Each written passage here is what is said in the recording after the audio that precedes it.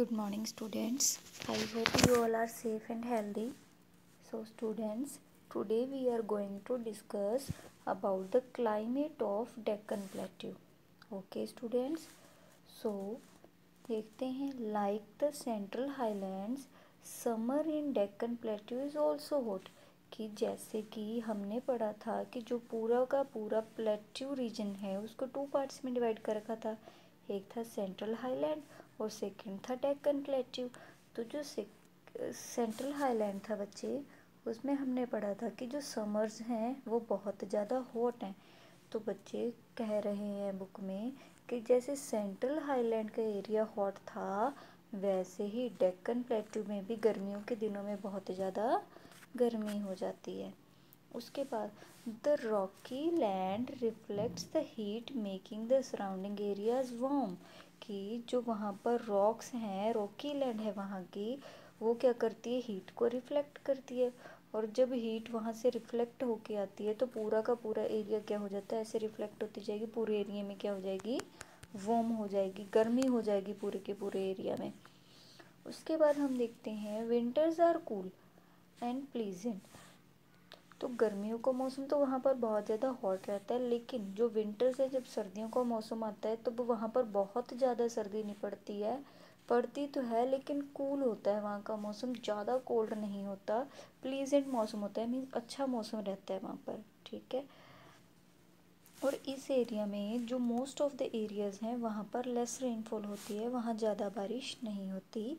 इसी वजह से जो फार्मर्स हैं वहाँ के, उनको वाटर की प्रॉब्लम्स फेस करनी पड़ती है. उनको ऐसी क्रॉप्स उगानी पड़ती हैं जिसके लिए वाटर की ज़रूरत कम हो. ठीक है. हालांकि जो डेक्कन प्लेट्यू है, हमने पढ़ा था यहाँ पर सेंट्रल हाईलैंड है, यहाँ पर डेक्कन प्लेट्यू, इसकी ईस्ट साइड पर ईस्टर्न घाट्स हैं और वेस्ट साइड पर वेस्टर्न घाट्स हैं. तो ईस्टर्न और वेस्टर्न घाट्स की जो साइड्स हैं वहाँ पर जो मौसम है, वहाँ पर मौसम क्या रहता है, कूल रहता है. और कूल रहता है प्लस यहाँ पर रेनफॉल भी अच्छी होती है, यहाँ पर अच्छी खासी बारिश होती है. ठीक है. और ऐसा क्यों होता है, क्योंकि वहाँ की हाइट है, ये दोनों जगह, ये जो घाट्स हैं ये ऊंचाई पर हैं और प्लस ये बिल्कुल सी के पास वाले एरिया में रहते हैं, पड़ जाते हैं, इस वजह से ये क्या होते हैं, कूल होते हैं. उसके बाद देखते हैं बच्चे, उसके बाद हम देखेंगे कि कौन कौन सी मेन क्रॉप्स उगाई जाती हैं डेक्कन प्लेटू के एरिया में. सो डेक्कन प्लेटू का एरिया है बच्चे, ये फर्टाइल है. फर्टाइल मीन्स उपजाऊ, कि यहाँ पर फसल बहुत अच्छी उगती है. क्यों अच्छी उगती है, बिकॉज यहाँ पर जो सॉइल है रिच और रिच सॉइल पाई जाती है. किस चीज़ में रिच होती है, क्योंकि हमें पता है बच्चे कि जो रेड सॉइल है और जो ब्लैक सॉइल है ये बहुत ज़्यादा फर्टाइल सॉइल है. मीन्स कि ये इनमें बहुत ज़्यादा फर्टिलिटी होती है, बहुत ज़्यादा उपजाऊ सॉइल है. तो ये सॉइल पाई जाती है हमारे डेक्कन प्लेट्यू में. ठीक है बच्चे. उसके बाद ये जो आपके नीचे पिक्चर्स दे रखी हैं बच्चे, ये सारी के सारे डिफरेंट डिफरेंट क्रॉप्स को दिखाती हैं कि कौन कौन सी क्रॉप्स उगाई जाती है. तो बच्चे हमने पढ़ा था कि महाराष्ट्र और कर्नाटका है ना, ये कौन से एरिया में आते हैं, ये दोनों के दोनों डेक्कन प्लेट्यू के एरिया में आते हैं. तो महाराष्ट्र में अगर हम देखें कि एक और लेडी है, वो क्या कर रही है, कॉटन के खेतों में काम कर रही है, कपास चुग रही है ना. अच्छा, और क्या हो रहा है कि एक किसान है, वो शुगर केन के खेतों में है ना, गन्ने तोड़ रहा है वो वहाँ पर. अच्छा, तो हमें यहाँ से पता लगा कि वहाँ पर कॉटन की खेती की जाती है, शुगर केन की खेती की जाती है. और देखते हैं हम, ये लेडी को देख सकते हैं, पीनट्स की हार्वेस्टिंग कर रहे हैं. ये पीनट्स मीन्स मूंगफलियाँ है ना. तो आंध्र प्रदेश के एरिया में पीनट्स की खेती की जाती है. उसके बाद हम देख सकते हैं, ये एक फार्मर दे रखा है. ठीक है, तमिलनाडु में है ये भी. ये क्या कर रहे हैं, मिलेट्स के फील्ड में खड़ा है. देखो बाजरे का खेत है बच्चे, है ना.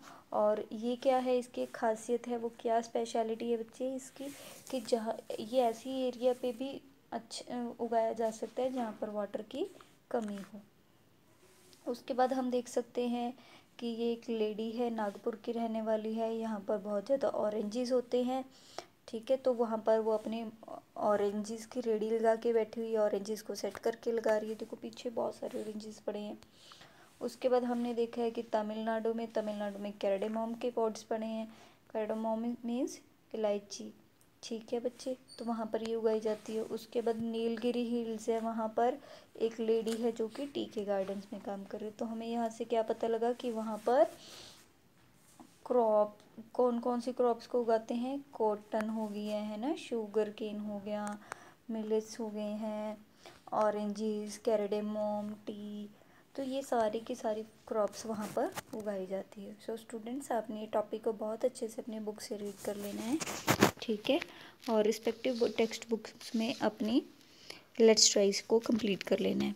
Okay students, thank you and have a nice day.